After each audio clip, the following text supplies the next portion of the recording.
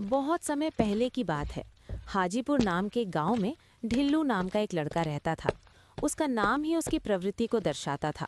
वो बिल्कुल ढीला और कामचोर था और उसे केवल आराम करना पसंद था।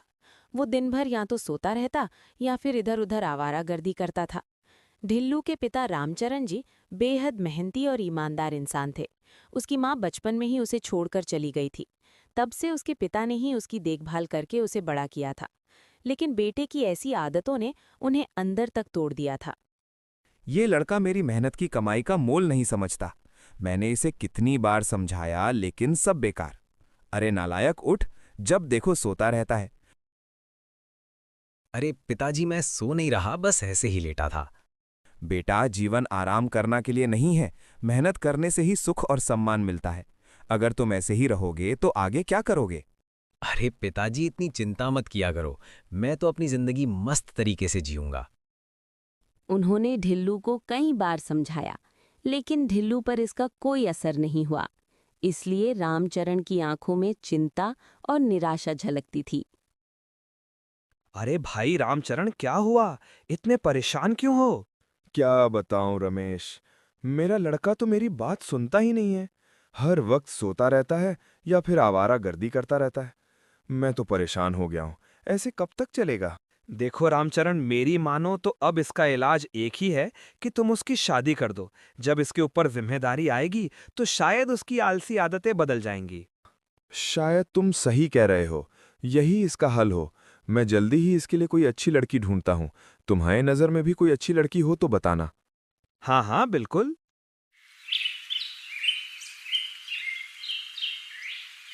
कुछ ही दिनों में रामचरण जी ने ममता नाम की लड़की से ढिल्लू की शादी कर दी। ममता बहुत ही सुंदर और मेहनती लड़की थी।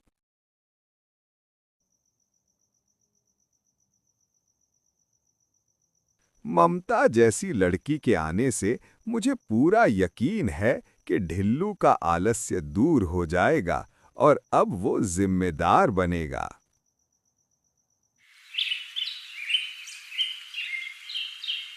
शादी के बाद भी ढिल्लू की आदत नहीं बदली, बल्कि वो पहले से भी अधिक आलसी हो गया था। क्या ये आदमी कभी सुधरेगा? इतनी मेहनत से सब कुछ संभाल रही हूँ, लेकिन ये बस सोता रहता है। सुनो जी, क्या है? मुझे सोने दो। आप मेरी बात तो सुनो। मुझे कुछ नहीं सुनना। इनसे तो कुछ बोलना ही बेकार है। अपने पति की इन हरकतों से ममता बहुत परेशान हो चुकी थी। एक दिन ममता ने अपने ससुर रामचरण जी के सामने अपनी परेशानी रखी। पिताजी, मैंने आज तक आपके सामने कुछ नहीं कहा क्योंकि आप घर के बड़े हैं, लेकिन अब मैं बहुत मजबूर हो गई हूँ पिताजी। आपने अपने इस आलसी और निठल्ले बेटे की शादी मुझसे कर दी। उसने मेरी जिंदगी बर्बाद कर दी है। बेटी, ऐसा क्यों कह रही हो? क्या हुआ? पिताजी, क्या आपको पता नहीं है कि वो कुछ करता धरता नहीं है? सारा दिन घर में पड़ा रहता है। आपको क्या लगा था कि सिर्फ शादी कर देने से वो सुधर जाएगा? उसने मेरी जिंदगी का चैन छीन लिया है। बेटी, मैं भी तो उसकी इन हरकतों से परेशान हूं। अब तुम ही बोलो, तुम क्या चाहती हो? मैं चाहती हूँ कि वो कोई काम करे, अपनी जिम्मेदारी को समझे। बेटी, मैं भी तो यही चाहता हूं कि वो कुछ काम करे और अपनी जिम्मेदारी को समझे। अब वो तुम्हारा पति है, तुम उसे प्यार से समझाओ, शायद वो बदल जाए। मैं तो समझा समझाकर पागल हो चुकी हूँ। वो मेरी सुनते ही कहाँ हैं। सारा दिन बस घर में पड़े रहते हैं या पागलों की तरह इधर उधर घूमते रहते हैं।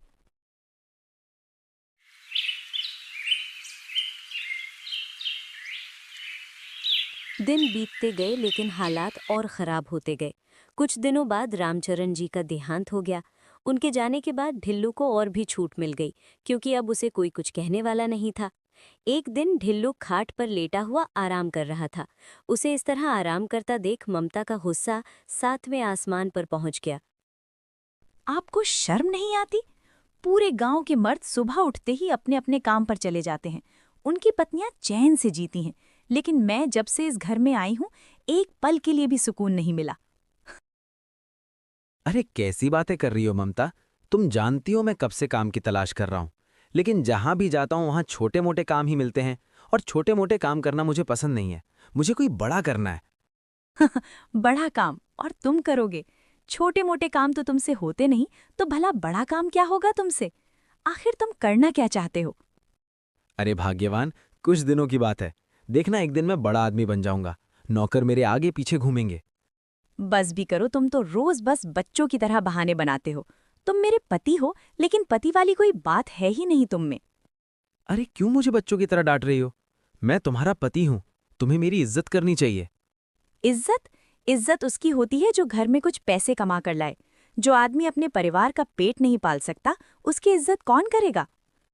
अरे भाग्यवान, इतना गुस्सा करना अच्छी बात नहीं है। ठीक है, मत करो मेरी इज्जत, जो मन में आए कहती रहो, लेकिन एक काम तो कर दो। मुझे बहुत भूख लग रही है, जरा 2 रोटी बना दो।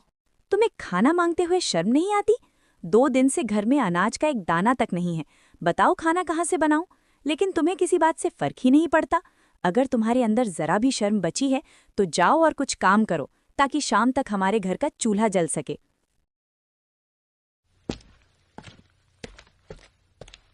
ममता की कड़वी बातें सुनकर ढिल्लू भारी कदमों से घर से बाहर निकलता है। अब क्या करूं? मेरे पास ना काम है ना पैसे। आज तक उधार लेकर ही गुजारा किया, अब कौन उधार देगा? सबने ताने देना शुरू कर दिया है। एक आखिरी उम्मीद है सोहन भाई, वो हमेशा मदद करते आए हैं, शायद इस बार भी।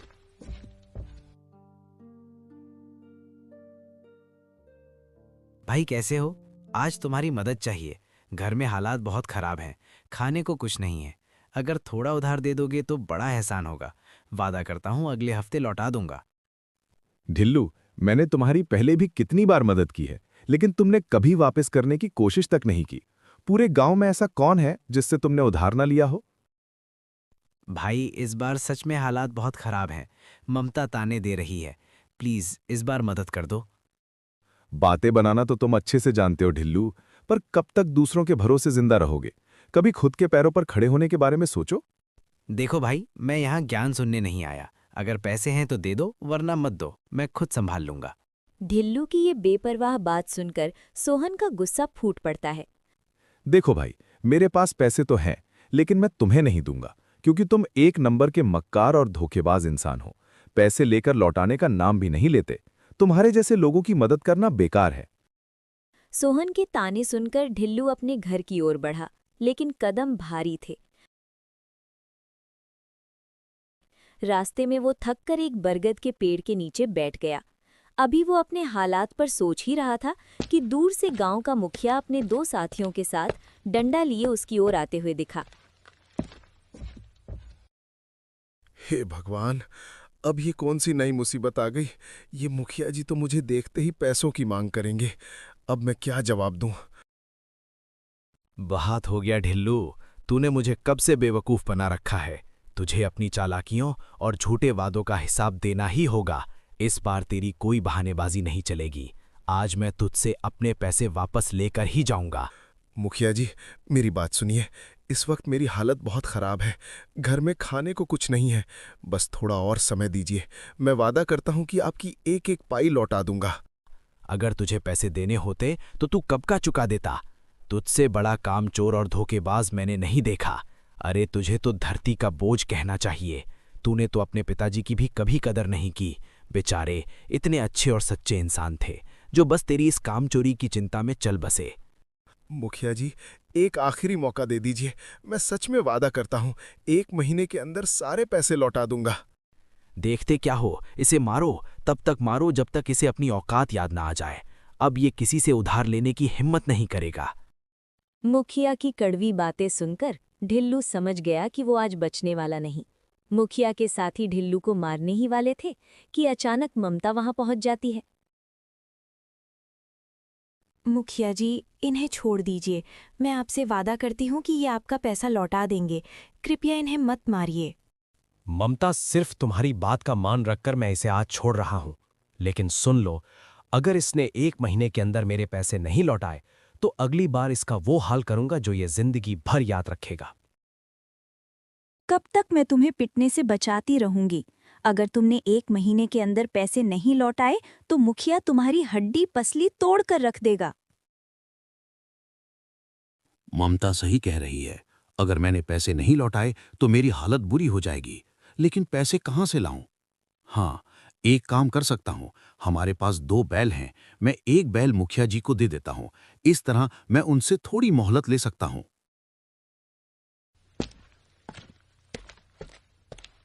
अगली सुबह ढिल्लू एक बैल की पेशकश करने के लिए मुखिया के घर पहुंचता है। मुखिया जी, मैं अभी आपके पैसे नहीं लौटा सकता क्योंकि मेरे पास पैसे नहीं हैं, लेकिन मेरे पास 2 बैल हैं जिसमें से एक मैं आपको देने आया हूं। जब मेरे पास पैसे होंगे तो मैं अपना बैल वापस ले जाऊंगा। अरे वाह, आज तूने काम की बात की है। मुझे तेरी ये बात पसंद आई। तू ये बैल यहीं छोड़ दे। मुखिया को बैल देने के बाद ढिल्लू खुश होकर घर आकर ममता को सारी बात बताता है। ममता, आज मैंने मुखिया जी का सारा कर्ज चुका दिया है। अब वो कभी हमारे दरवाजे पर नहीं आएगा। लेकिन तुम्हारे पास तो पैसे नहीं थे, फिर तुमने मुखिया जी के पैसे कैसे दिए? ममता, मैंने अपना एक बैल मुखिया जी को दे दिया, उनके कर्ज के बदले। अब हमारी जिंदगी से उनका झंझट हमेशा के लिए खत्म। क्या तुमने बैल दे दिया और तुम इसे समझदारी मान रहे हो? क्यों? इसमें क्या गलत किया? बेवकूफ मुखिया जी नहीं तुम हो। एक बैल के बिना तुम खेत कैसे जोतोगे? अब एक बैल हमारे किस काम का है? हे ईश्वर, मेरी तो किस्मत ही फूट गई। ऐसा निकम्मा और मूर्ख पति मिला है। अब मैं क्या करूं ममता, मुझसे बहुत बड़ी गलती हो गई। ये तो मैंने सोचा ही नहीं कि एक बैल के बिना हमारा गुजारा कैसे होगा। मुझे कुछ नहीं पता, मुझे मेरा बैल वापस चाहिए। किसी भी तरह मुखिया जी से जाकर बैल वापस लेकर आओ, अभी के अभी। ढिल्लू शर्मिंदा होकर सिर झुकाता है और घर से बाहर निकल जाता है। ढिल्लू जंगल में जाकर एक पेड़ के नीचे बैठकर अपनी बेवकूफ़ी पर पछताने लगा। वो सोचने लगा कि अब हालात को कैसे संभाले। मैंने अपनी जिंदगी का क्या बना लिया? न पिता की बात मानी, न पत्नी की। अब क्या करूं? तभी उसकी नज़र थोड़ी दूर एक लड़के पर पड़ी। वो लड़का कुल्हाड़ी से लकड़ी काट रहा था। उसकी उम्र ज्यादा नहीं थी, लेकिन वो पूरी मेहनत और लगन से काम कर रहा था। उसके चेहरे पर थकान जरूर थी, लेकिन हिम्मत और जिम्मेदारी साफ झलक रही थी। ढिल्लू हैरान होकर उसके पास गया। अरे भाई, तुम इतनी छोटी उम्र में इतना कठिन काम क्यों कर रहे हो? लड़के ने मुस्कुराते हुए जवाब दिया, क्या करूं भैया, मेरे पिताजी बहुत बीमार हैं। घर चलाने के लिए मुझे ही काम करना पड़ता है। अगर मैं मेहनत नहीं करूंगा तो घर में खाना कैसे बनेगा? इतनी छोटी उम्र में इतना बोझ, तुम्हें थकान नहीं होती? थकान तो होती है, लेकिन जब पिताजी का ख्याल आता है तो सारी थकान दूर हो जाती है। वही तो मेरे सब कुछ हैं। ये सुनकर ढिल्लू चौंक गया। लड़के की बातें सुनकर ढिल्लू के दिल में कुछ टूट सा गया। लड़का बोला, भैया, आप चाहें तो हमारे घर चलिए, पिताजी से मिलकर अच्छा लगेगा। ढिल्लू उसके साथ उसके छोटे से घर गया। वहां एक बूढ़ा व्यक्ति खाट पर लेटा हुआ था। लड़का तुरंत उनके पास गया, पानी पिलाया और बड़े प्यार से उनका हाल पूछा। ये सब देखकर ढिल्लू की आंखें भर आईं। वो मन ही मन सोचने लगा, एक मैं था जिसने अपने पिता की कभी कद्र नहीं की, और एक ये छोटा सा बच्चा है जो अपने बीमार पिता के लिए इतना कुछ कर रहा है। मैंने बहुत बड़ी गलती कर दी। उसे अपने पिता रामचरण जी की बातें याद आने लगी। उनकी मेहनत, उनका प्यार और अपनी नालायकी। ढिल्लू की आंखों से आंसू बहने लगे। उसी पल उसने ठान लिया, मैंने बहुत बड़ी गलती कर दी। काश मैंने अपने पिता की बात मान ली होती। अब मैं अपनी जिंदगी बदल कर रहूंगा, मेहनत करूंगा और एक जिम्मेदार इंसान बनकर दिखाऊंगा।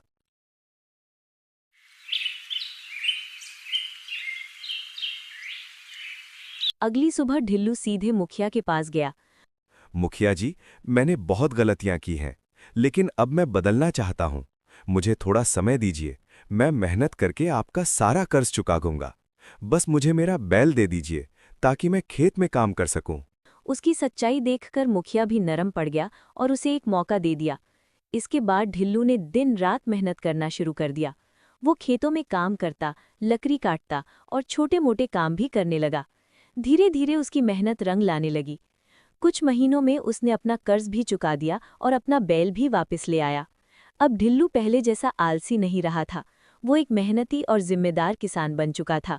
ममता भी अब खुश थी और उसे अपने पति पर गर्व होने लगा।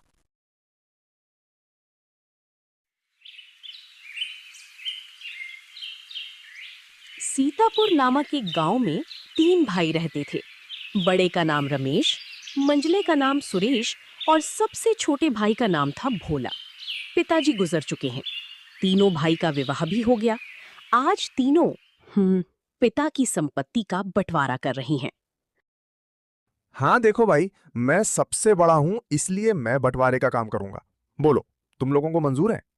भैया मैं तो मंजला हूं, आप जो बोलोगे मुझे स्वीकार है। भैया आप दोनों तो मेरे बड़े भैया हो, मैं तो सबसे छोटा हूं। आप लोग जो फैसला करोगे मैं उसे स्वीकार कर लूंगा। पिता के जाने के बाद आप दोनों को मैं पिता स्वरूप मानता हूं। तो फिर ठीक है, सबसे पहले हम खेतों का बंटवारा करते हैं। देखो भाई, हमारे पास 2 खेत हैं और 1 मेड़ है।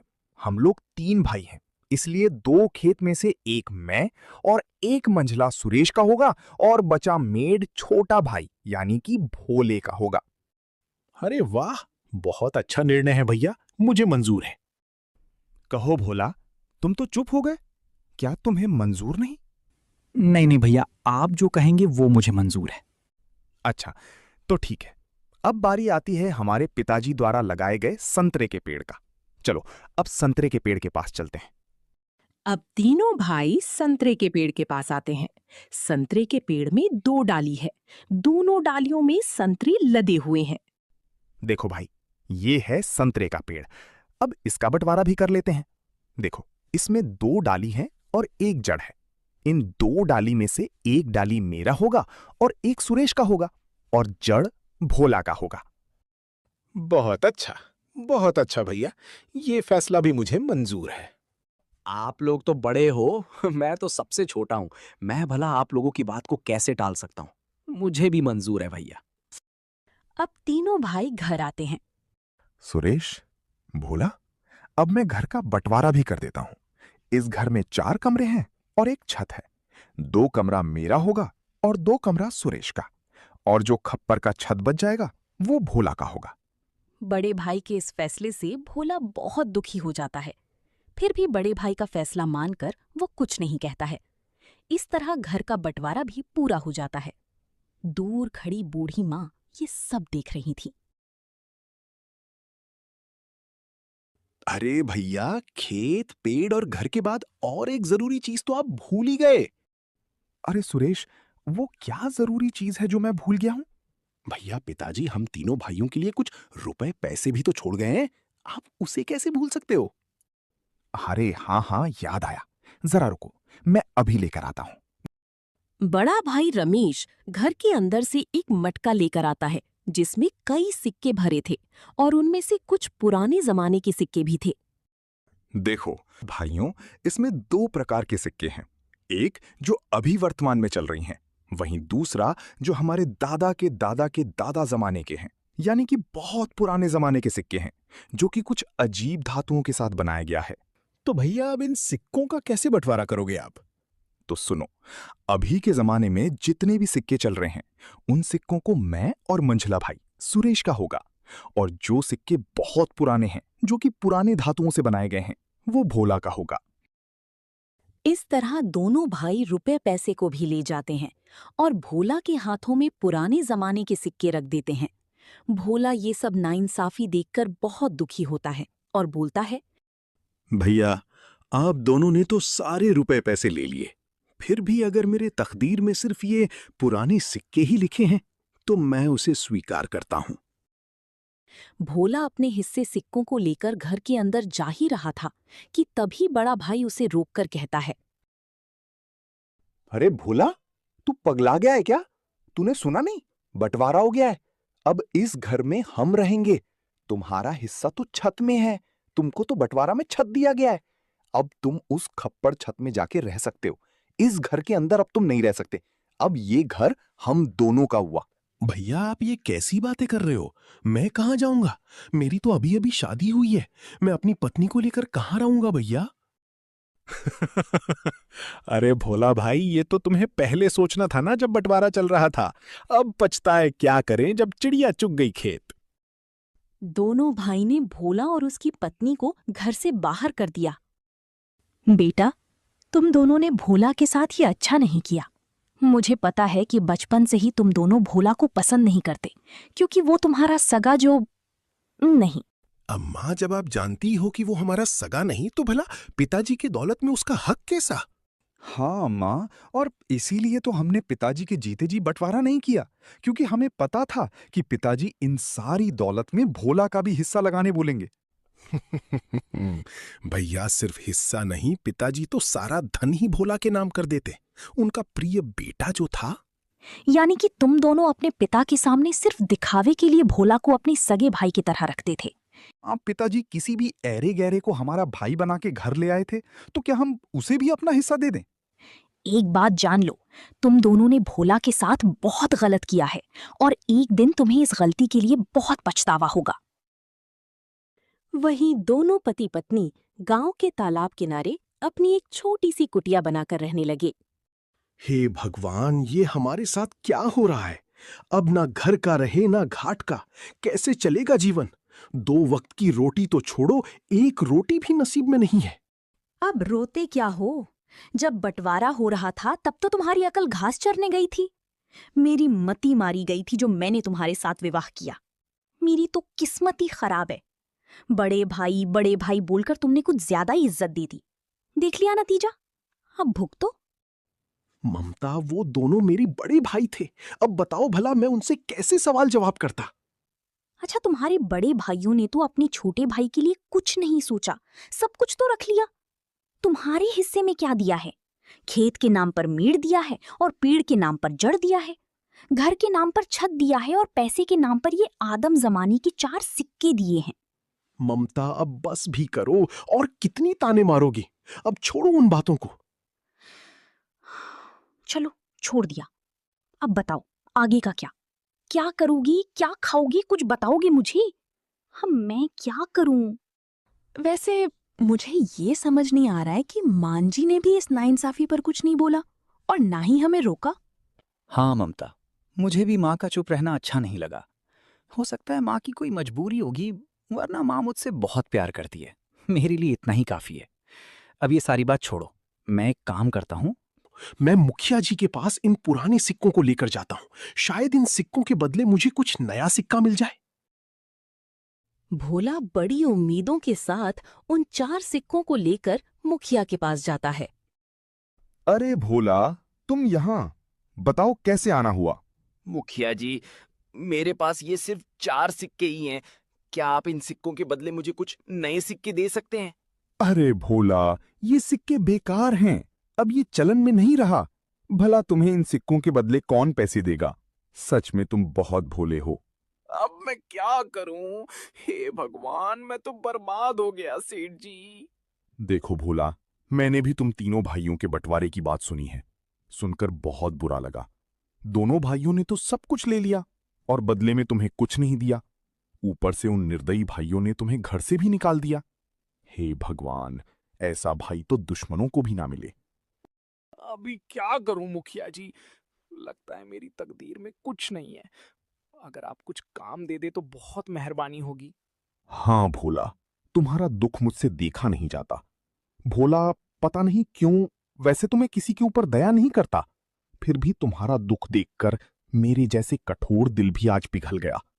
एक काम करो भोला, कल से तुम और तुम्हारी पत्नी मेरे खेतों पर काम करो। मैं जितना मजदूरी दूसरे मजदूरों को देता हूं, उससे ज्यादा मजदूरी मैं तुम दोनों को दूंगा। वैसे भी तुम्हारे पास अभी कोई काम नहीं है। हाँ मुखिया जी, मैं आपके यहाँ काम करूंगा। मेरी पत्नी भी काम करेगी। ठीक है भोला, तो फिर कल सुबह से खेत पर काम के लिए आ जाना। और ये तुम अपने सिक्के अपने पास ही रखो। शायद यही तुम्हारी 4 सिक्के की तकदीर वाली निशानी है। भोला उदास होकर वापस अपनी कुटिया पर आता है। भोला की पत्नी रास्ता देख रही थी। भोला अपनी पत्नी के पास आकर सारी बातें बताने लगता है। अब यही दिन देखना बाकी था। अब हमें दूसरे के खेतों में काम करना पड़ेगा। हाय रे मेरी किस्मत। अब देखो ममता, तुम ज्यादा ज्ञान मत दो। हमें काम मिला है, कल से काम पर जाना है। इस तरह दिन गुजरता गया। भोला और ममता अब मुखिया के खेतों पर काम करने लगे। रोजी रोटी का एक जरिया उन्हें मिल गया। खेतों पर फसल लहलहाने लगी। दूसरी तरफ दोनों भाइयों के खेतों में भी अच्छी फसल हुई। अरे भैया, इस साल तो हमारा फसल बहुत अच्छा हुआ है। हाँ भाई, इस साल तो बहुत ज्यादा फसल हुआ है। इस साल बहुत आमदनी होगा। हाँ, बस 2 दिनों में फसल कटवाकर बाजार में बेच देंगे। चलो भैया, घर चलते हैं, कल सुबह फिर आएंगे। अरे ममता, देखो सुबह से दोपहर हो गया है, खाने का वक्त हो गया है, चलो कुछ खा लेते हैं। वैसे आज खाने में क्या है ममता? घर में जो भी थी रूखी सूखी सब ले आई हूँ, चलो खा लो। थके हारे भोला और ममता दोनों खेत के एक किनारे में बैठकर खाना खाने लगते हैं। अरे ममता, क्या हुआ? तुम अचानक खाना क्यों बंद कर दी? नहीं, कुछ नहीं, मैं तो बस ऐसे ही कुछ सोच रही थी। क्यों ममता, क्या हुआ? बताओ भी। देखो ना, हम कितना काम करते हैं, सुबह से लेकर शाम तक। ऐसा कब तक चलेगा? पता नहीं किस जन्म की सजा भुगत रही हूं। भगवान ने तो हमसे मुंह मोड़ लिया है। बेघर होकर हम भटक रहे हैं। हमारी भाग्य में कुछ नहीं, न कोई संतान, न कोई जमीन जायदाद। हाँ ममता, मैं भी यही सोचता हूं, पर क्या करें, शायद हमारे किस्मत में यही लिखा है। हाँ, अब तो भगवान पर से भी भरोसा उठने लगा है। भोला और ममता दोनों बातें कर ही रहे थे कि बेटा, बस थोड़े दिन और भगवान पर भरोसा रखो। अब तुम्हारे दुख खत्म ही होने वाले हैं। माँ, आप यहाँ?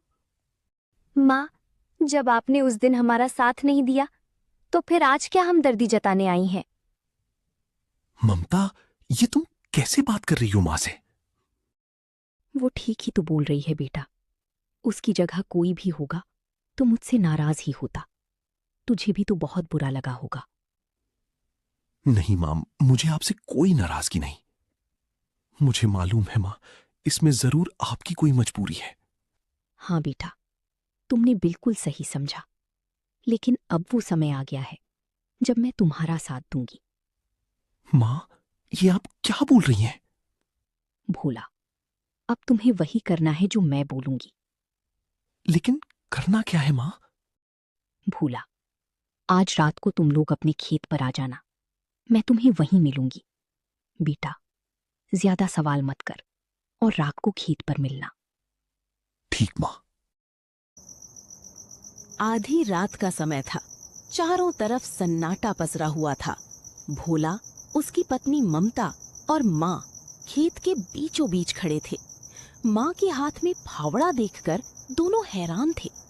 भोला बोला, माँ, आप फावड़ा लेकर क्यों आई हैं?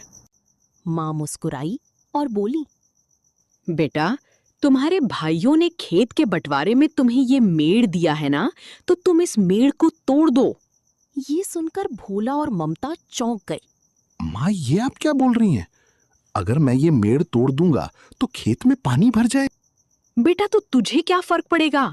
तेरी मेड़ है, तू बस इसे तोड़ दे ताकि उन दोनों को सबक मिले। हाँ भोला जी, माँ बिल्कुल ठीक बोल रही हैं। जब उन्होंने आपके बारे में नहीं सोचा तो आप इतना क्यों सोच। माँ और पत्नी की बात मानकर भोला खेत की मेड़ तोड़ देता है, जिससे खेत में पानी भर जाता है और पूरी फसल बर्बाद हो जाती है। बेटा, अब तुम लोग घर जाओ और कल रात फिर मुझे संतरे के पेड़ के पास मिलना। भोला जी, माँ ने तो बहुत सही दिमाग लगाया है। मैं खामखा माँ को गलत समझ रही थी। ममता, मैंने तो पहले ही बोला था कि माँ की कोई मजबूरी होगी। हाँ, माँ सही समय का इंतजार कर रही थी। अब पता नहीं कल रात माँ क्या करवाने वाली हैं।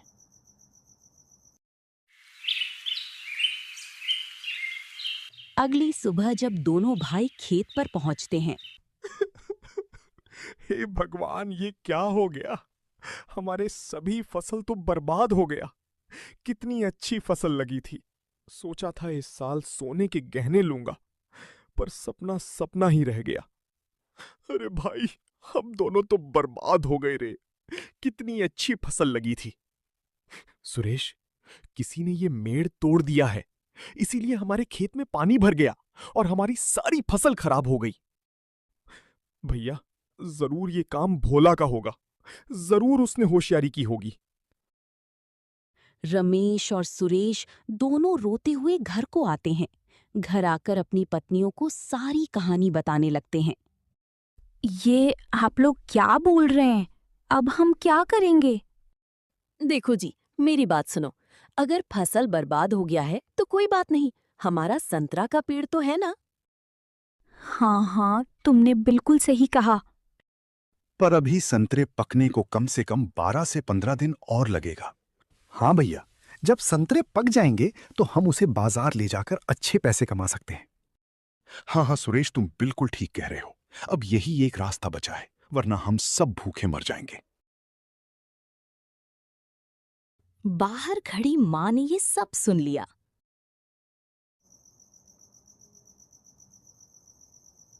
दूसरी रात भोला, ममता और माँ संतरे के पेड़ के पास पहुंचे। आज माँ के हाथ में कुल्हाड़ी देखकर दोनों हैरान थे। माँ, आज आप क्या करने वाली हैं? सुनो जी, क्या यही वो संतरे का पेड़ है? हाँ ममता, यही तो बंटवारे वाला संतरे का पेड़ है। हाँ, एक डाल पर बड़े भैया और एक डाल पर मंझला भैया का अधिकार है। हमारा हिस्सा कौन सा है? अरे ममता, मैंने तो पहले ही तुम्हें बता दिया था कि हमारा हिस्सा सिर्फ जड़ है, इसके अलावा और कुछ भी नहीं। हाँ बेटा, तो फिर ठीक है। इस पेड़ का जड़ तो तुम्हारा है, इसलिए इस जड़ को रखो या काटो ये तुम्हारी अपनी मर्जी। इसलिए ये कुल्हाड़ी लो और पेड़ को जड़ से काट दो। लेकिन माँ। लेकिन वेकिन कुछ नहीं, तुम मेरी बात मानो और पेड़ काटो। भोला माँ की बात मान संतरे का पेड़ काटने लगता है। थोड़ी ही देर में पेड़ नीचे जमीन पर गिर जाता है और एक जोरदार आवाज होती है। पेड़ के जड़ के पास की मिट्टी निकल जाती है और वहां एक संदूक दिखाई देता है। भोला और ममता ये देख हैरान हो जाते हैं और माँ से कुछ बोलते उससे पहले ही रमेश और सुरेश आवाज सुनकर दौड़कर पेड़ के पास आते हैं। देखो भैया, मैंने बोला था ना कि ये सारा काम भोला का है। अच्छा, तो तू है भोला, तू हमसे बदला ले रहा है। माँ, देख लिया ना इसकी करतूत। आप तो इसे बहुत अच्छा समझती थी ना। आखिर गैर गैरी होते हैं। भैया, ये आप क्या बोल रहे हैं? क्या मैं आपका सगा नहीं हूं? हाँ बेटा, तू इनका सगा नहीं है। और ये सब छोड़ और ये संदूक लेकर घर की ओर चल। बेटा, अभी तुझे घर का छत भी तोड़ना है जो तेरे हिस्से में आई है। सब घर के आंगन में पहुंचते हैं। माँ, ये आप क्या बोल रही हैं? आप हमारा घर तोड़वाना चाहती हैं? मुझे तो समझ नहीं आ रहा कि आप हमारी तरफ हैं या इस गैर की तरफ। बेटा, मैं किसी की तरफ नहीं हूं, मैं तो सिर्फ सच्चाई की तरफ हूं। भोला, तू संदूक खोल। भोला माँ और भाइयों की बातों से बहुत आहत में था। उसे कोई होश नहीं था। ममता, वो नहीं खोलेगा, तू ही इस संदूक को खोल। ममता की संदूक खोलते ही सभी की आंखें फटी रह गईं। उसमें सोने चांदी के गहने, हीरे जवाहरात और पुराने खजाने के सिक्के भरे पड़े थे। माँ बोली, भोला, ये वही पुराने सिक्कों की पहचान थी जो तुम्हें मिले थे। तुम्हारे पिता जानते थे कि एक दिन लालच में अंधे तुम्हारे भाई तुम्हारे साथ अन्याय करेंगे, इसलिए उन्होंने तुम्हारे लिए असली दौलत पहले ही छुपा दिया था। ये सब तुम्हारा है। माँ की बात सुनकर वहां सन्नाटा छा गया। रमेश, सुरेश, भोला और ममता सबकी आंखें माँ के चेहरे पर टिक गईं। माँ ने भारी आवाज में कहना शुरू किया, आज मैं वो सच बताने जा रही हूं जो बरसों से मेरे सीने में दबा था। हाँ, ये सच है कि भोला तुम्हारा सगा भाई नहीं है, लेकिन इसका मतलब ये नहीं कि इसका इस घर और इस संपत्ति पर कोई हक नहीं। असलियत तो ये है कि ये सारी जायदाद, खेत, घर, संतरे का पेड़, सब कुछ भोला के पिता की संपत्ति है। ये सुनकर रमेश और सुरेश के पैरों तले जमीन खिसक गई। क्या? लेकिन माँ, हमारे पिता तो कहते थे कि यह सब उनकी मेहनत की कमाई है। नहीं बेटा, तुम्हारे पिता ने कभी झूठ नहीं बोला, बस पूरा सच तुमसे छुपाया। सालों पहले तुम्हारे पिता की एक परम मित्र थे, गोविंद। भोला उसी गोविंद भाई का बेटा है। गोविंद बहुत बड़ा जमींदार थे उनके पास अथाह दौलत थी। भोला की माँ भोला को जन्म देते ही मर गई और भोला के पिता ये सदमा ज्यादा दिन तक बर्दाश्त नहीं कर पाए। तब मरते समय उन्होंने अपने सबसे भरोसेमंद दोस्त यानी तुम्हारे पिता के हाथ में भोला को सौंप दिया। गोविंद भाई ने तुम्हारे पिता से कहा था, मित्र, मेरे बाद मेरे बेटे भोला की रक्षा करना और जब समय आए मेरी सारी संपत्तियों से सौंप देना। तुम्हारे पिता ने ये वचन निभाया। उन्होंने भोला को अपनी बेटी से भी ज्यादा प्यार दिया, लेकिन उन्हें पता था कि लालच इंसान को अंधा कर देता है। इसलिए उन्होंने खजाना जमीन के नीचे छुपा दिया और पहचान के लिए भोला को वे पुराने सिक्के दिए। अब रमेश और सुरेश की आंखों में पश्चाताप और शर्मिंदगी थी। दोनों भाई भोला के पास जाकर उससे माफी मांगने लगते हैं। भोला, हमें माफ कर दो भाई। हमने तुझे गैर समझा, तेरा हक छीना, तुझे घर से निकाला, जबकि असली हकदार तो तू था। हमने लालच में आकर इंसानियत खो दी, मां की बात नहीं मानी, भाईचारे का रिश्ता तोड़ दिया। अगर हो सके तो हमें माफ कर दो। मां, आप भी हमें माफ कर दो। हमने आपके संस्कारों को शर्मिंदा किया। गलती इंसान से होती है, लेकिन जो अपनी गलती मान ले वही सच्चा इंसान होता है। भैया, आप दोनों मेरे बड़े भाई हो। मेरे दिल में आपके लिए कभी नफरत नहीं थी। अगर आज आपको अपनी गलती का एहसास हो गया तो यही मेरे लिए सबसे बड़ा धन है। मैंने आपको माफ किया। यह सुनते ही ममता भी मुस्कुरा उठी। अब जब परिवार फिर से एक हो गया है तो पुराने गिले शिकवे मिटा दीजिए। अब हम सब मिलकर रहेंगे। इसके बाद भोला ने सबसे बड़ा दिल दिखाया। ये संपत्ति भले मेरे पिता की हो, लेकिन इस घर पर जितना मेरा हक है उतना ही आप दोनों का भी है। आज से हम तीनों भाई मिलकर रहेंगे, साथ काम करेंगे और इस परिवार को फिर से खुशियों से भर देंगे।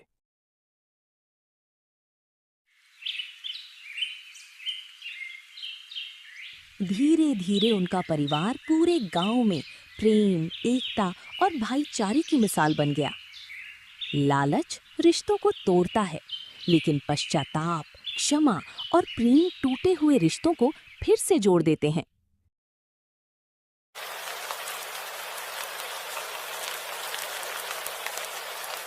उत्तराखंड के एक छोटे से कस्बे रामपुर में मौसम अचानक करवट बदल चुका था। बारिश की बूंदें रुकने का नाम नहीं ले रही थी। बिजली की कड़कड़ाहट और तेज हवाओं से ऐसा लग रहा था जैसे आसमान भी किसी गम में रो रहा हो। झोपड़ पट्टी के किनारे एक टूटी फूटी झोपड़ी में हरी, उसकी पत्नी राधा और 8 साल की बेटी मुनिया रहते थे। अरे राधा, इस बार की बारिश तो कुछ ज्यादा ही बेरहम निकली। देखो ना, फिर से छत टपकने लगी है। अब खाट भीग गई तो हम कहाँ सोएंगे? हाँ जी, मुनिया भी बार बार खांस रही है। एक ओर छत से पानी टपक रहा है, दूसरी ओर खिड़कियां टूटी हैं। हवा सीधी अंदर आ रही है। कुछ कीजिए ना। ठीक है, मैं सुबह मालिक के बंगले पर जाकर मदद मांगूंगा। अगर वो कुछ उधार दे दे तो छत की मरम्मत करवा लूंगा।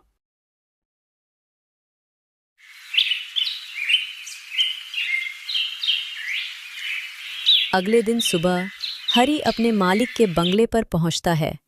मालिक बरामदे में कुर्सी पर बैठा चाय पी रहा था और नौकर को डांट रहा था। मालिक को दूसरे नौकर को डरता देख हरी सोच में पड़ जाता है। मालिक अभी बहुत गुस्से में है। अभी पैसे मांगू या नहीं? कहीं ये मुझ पर भी गुस्सा ना हो जाए। और तभी क्या चाहिए हरी? मालिक, पिछले 3 दिन से झोपड़ी में पानी भर रहा है। मुनिया को बुखार भी चढ़ गया है। छत और खिड़कियां टूट चुकी हैं। अगर कुछ पैसे उधार मिल जाए तो मैं मरम्मत करवा लूंगा और धीरे धीरे मेहनत से चुका दूंगा। उधार? तूने क्या चांदी का चम्मच लेकर पैदा हुआ है? पहले ही ज्यादा एहसान कर दिए तुझ पर। और सुन, अब तू काम पे मत आना। तुम जैसे लोग बरसात के कीड़े हैं, जितने कम हो उतना अच्छा। हरी की आंखों में आंसू आ जाते हैं और बिजली जोर जोर से कड़कने लगती है। मालिक, कम से कम नौकरी तो मत छीनिए। हरी की पुकारें बारिश की आवाज में डूब जाती हैं।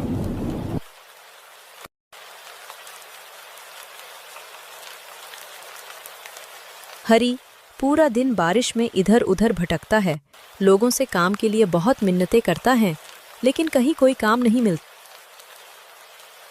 शाम तक वह वापस झोपड़ी लौटता है तो देखता है कि अंदर तक पानी भर चुका है। गुड़िया तेज बुखार में कांप रही थी। आप कहाँ रह गए थे? गुड़िया की हालत तो देखो, बुखार तो उतरने का नाम ही नहीं ले रहा। हाँ, राधा मुनिया को बुखार तो बहुत ज्यादा है, लेकिन मैं क्या करूं, मुझे मालिक ने काम से निकाल दिया और मेरी कोई मदद भी की। काम की तलाश में इधर उधर भटक रहा था, इसलिए आने में देर हो गई। जी, आप अपनी बहन सुमित्रा दीदी से कुछ पैसे उधार क्यों नहीं मांग लेते? वो आपकी बहन है, आपकी जरूर मदद करेगी। फिर पैसे आने पर हम लोग उन्हें लौटा देंगे। तुम ठीक कहती हो राधा। मैं अभी सुमित्रा दीदी के घर जाता हूं और कुछ पैसे उधार लेकर मुनिया के लिए दवा लेकर आता हूं। तब तक तुम मुनिया का ख्याल रखना। हरी की एक बहन थी, सुमित्रा, जो उसी गांव में रहती थी और बहुत अमीर थी। बारिश में भीगते हुए, कांपते बदन और सूजी हुई आंखों के साथ हरी अपनी बहन सुमित्रा के घर पहुंचा। सुमित्रा दीदी, ओ सुमित्रा दीदी। सुमित्रा, जरा दरवाजा खोलो, देखो जरा कौन है। हरी, तुम इतनी बारिश में यहाँ? क्या हुआ भाई, सब ठीक तो है ना? दीदी, दरअसल मेरी मुनिया की तबीयत बहुत खराब है। तुम कुछ पैसे मुझे उधार में दे दो, काम मिलते ही मैं तुम्हारे सारे पैसे चुका दूंगा। हाँ हरी, तू रुक, मैं तेरे जीजा जी से बात करती हूँ। सुमित्रा अंदर अपने पति के पास जाती हैं। इतनी बारिश में कौन आया है सुमित्रा? दरअसल हरी आया है, उसकी बेटी की तबीयत बहुत खराब है, तो उसे कुछ पैसों की जरूरत है। अगर आप थोड़े पैसे उसे दे देते तो वो मुनिया के लिए दवा ले आता। तुम्हारा भाई तो हर 4 दिन के बाद कुछ मांगने आ जाता है, उसे जरा भी शर्म नहीं आती क्या? इतना गिर गया है कि अब अपनी बेटी का बहाना बना रहा। ये क्या बोल रहे हैं आप? पैसे नहीं देने तो मत दीजिए, लेकिन ऐसी बात तो मत बोलिए। बाहर खड़ा हरी उन दोनों की बात सुन लेता है और बिना बहन से मिले चुपचाप वहां से निकल जाता है।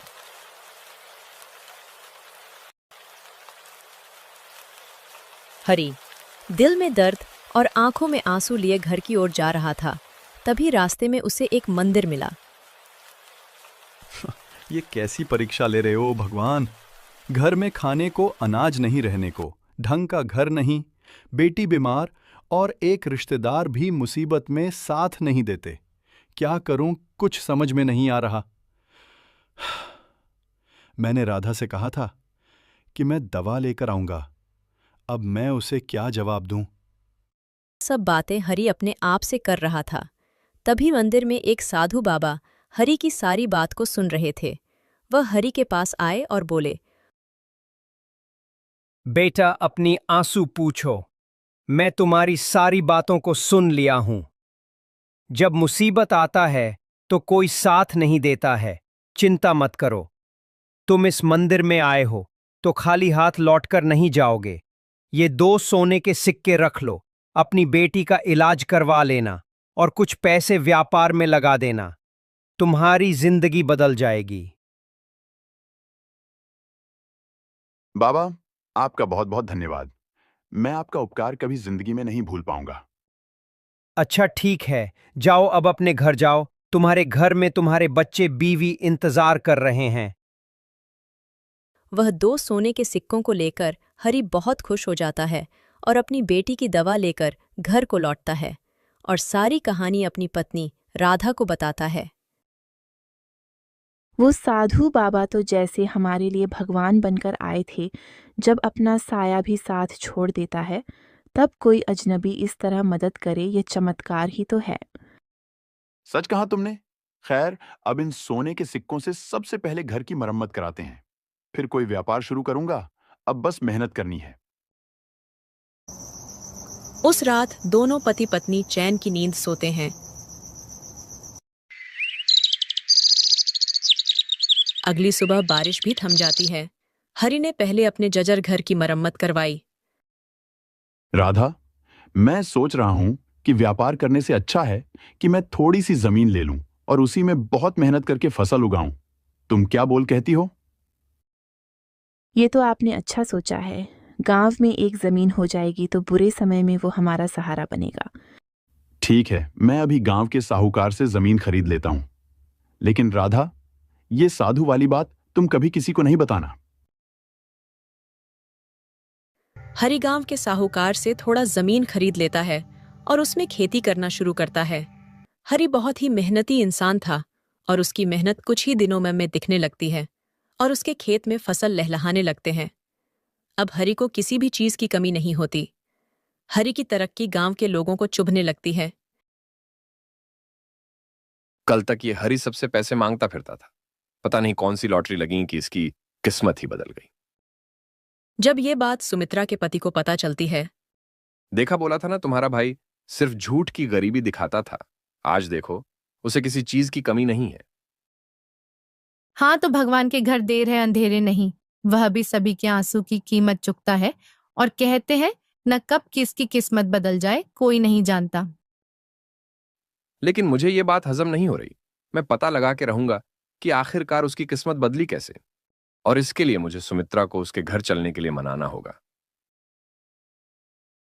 सुमित्रा, चलो हरि की बेटी मुनिया से मिलकर आते हैं। उसने बताया था ना कि उसकी बेटी की तबीयत खराब थी। क्या तुम्हें बिल्कुल शर्म नहीं आती? जब उसकी बेटी की तबीयत खराब थी तब तो तुमने उसे शर्मिंदा करके भगा दिया, और अब उसके अच्छे दिन आ गए तो उससे मिलने जाओगे। मुझे तो उससे आंख मिलाने की भी हिम्मत नहीं। तुम ही जाओ। लगता है ये तो नहीं मानेगी। मुझे ही कुछ करना होगा।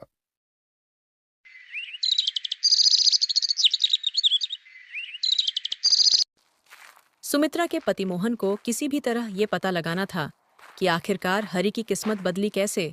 इसलिए वो सुबह होते ही हरि के मालिक राजाराम के घर जाता है।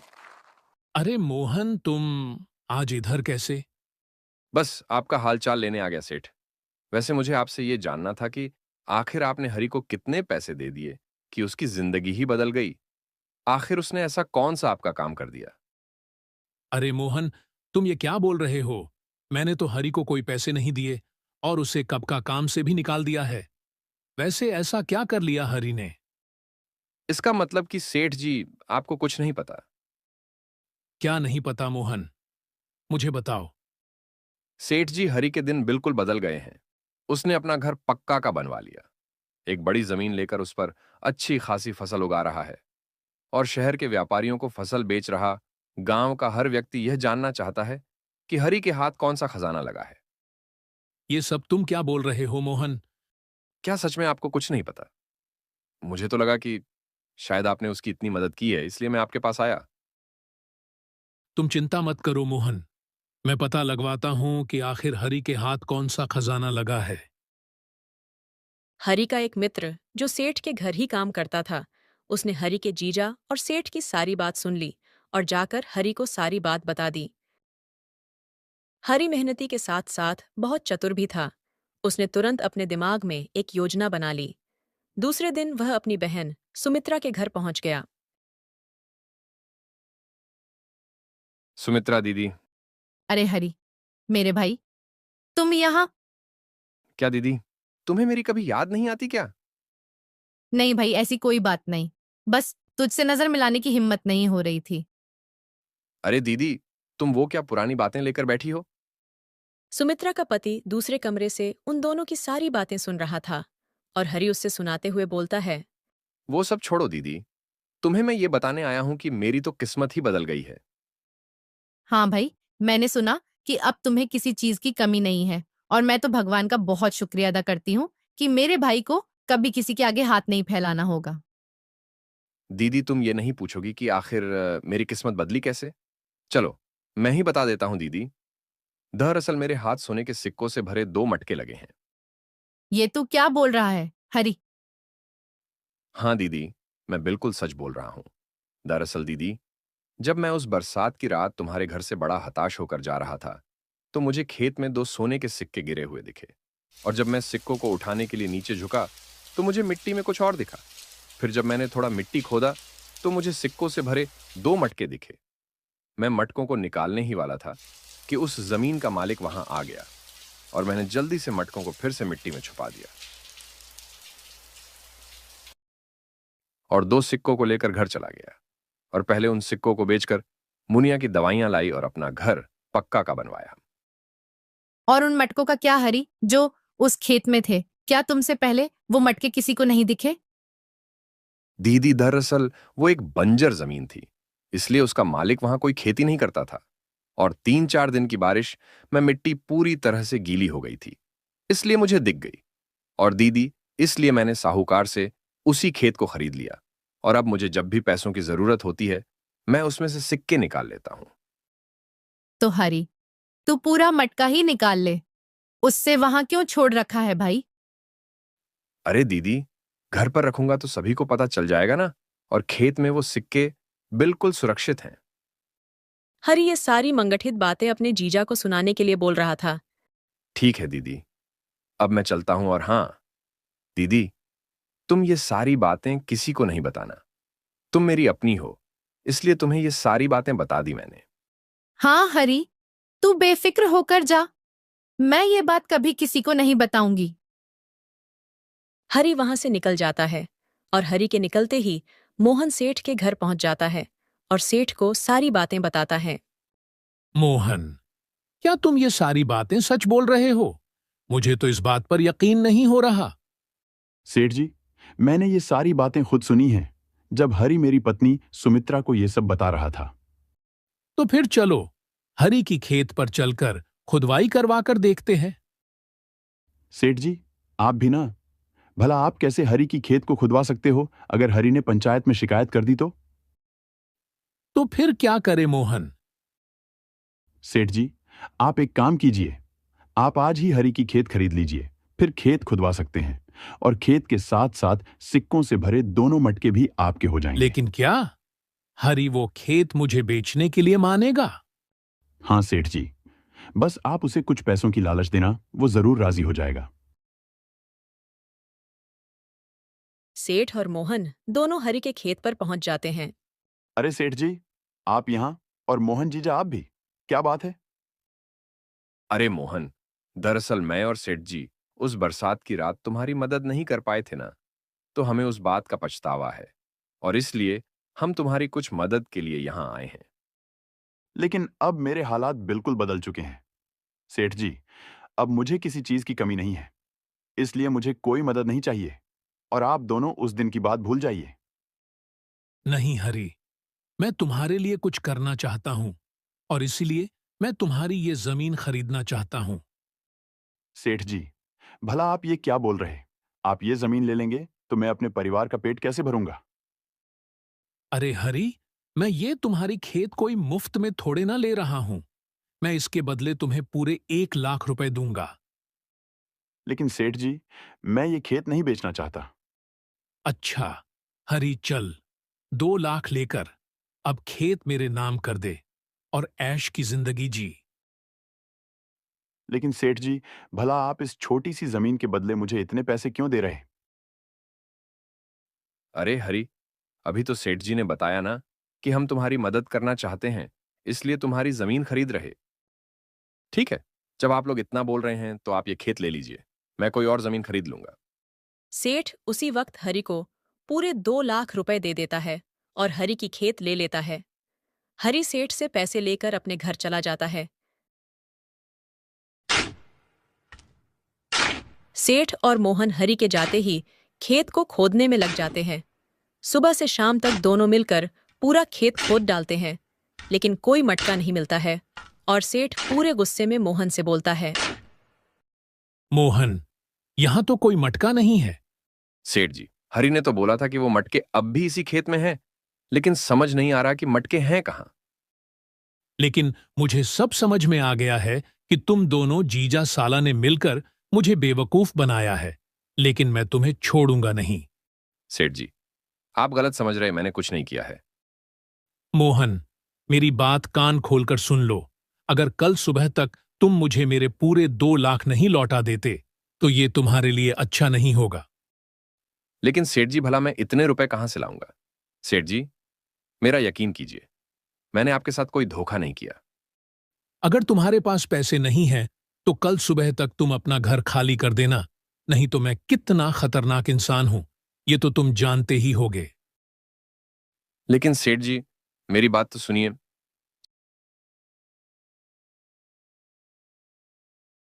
बड़े दुखी मन से मोहन अपने घर आता है। क्या हुआ, इतने परेशान क्यों हो?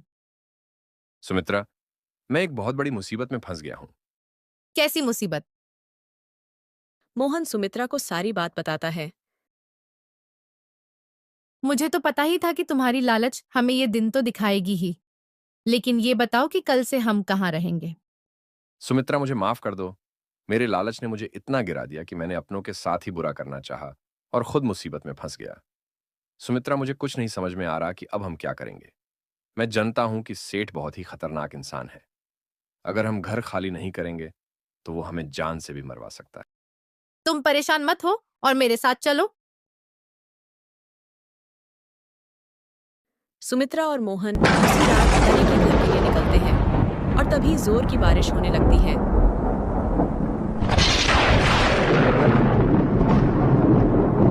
हरी, ओ भाई हरी। अरे सुमित्रा दीदी, तुम इतनी रात को यहाँ, अंदर आओ दीदी। भाई मुझे माफ कर दे, मैं बहुत शर्मिंदा हूँ, लेकिन अब तू ही हमें बचा सकता है। मोहन भी अपनी गलती पर बहुत शर्मिंदा होता है और हरी से माफी मांगता है। हरी, मुझे माफ कर दो, मैंने तेरे साथ बहुत बुरा किया। लेकिन दीदी, तुम लोग ऐसा क्यों बोल रहे हो? आखिर बात क्या है? सुमित्रा हरी को सेठ और मोहन की सारी बातें बताती है।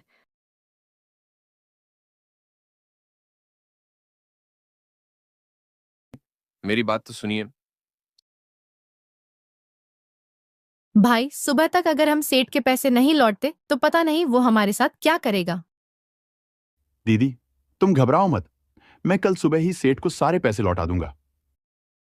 भाई, यही होती है, जिंदगी कब बदल जाए कोई नहीं जानता। एक बरसात की रात तू हमारे दरवाजे पर आया था, लेकिन हमने तुम्हारी मदद नहीं की थी, और एक बरसात की रात हम तेरे दरवाजे पर मदद के लिए आए और तू बिना कुछ सोचे समझे हमारी मदद के लिए तैयार हो गया। यही फर्क होता है एक गरीब और अमीर में।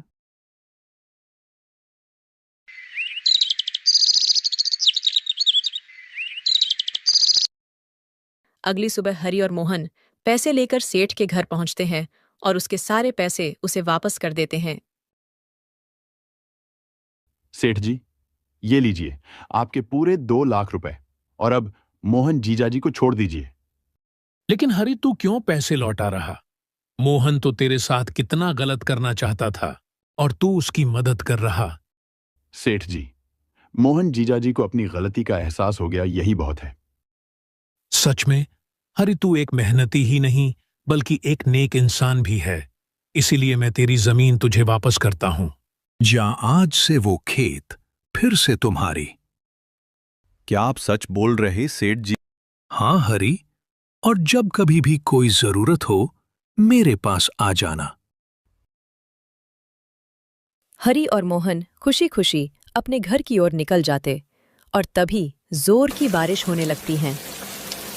मोहन जीजाजी, एक वो बरसात की रात थी जिस दिन मुझे बहुत डर लग रहा था, और एक आज की बरसात है जिसे देख मैं बहुत खुश हूं। हाँ हरी, ये सब बस समय का फर्क है। जब दिन अच्छे नहीं होते तो कुछ अच्छा नहीं लगता, और जब दिन अच्छे होते हैं सब कुछ अच्छा लगता है।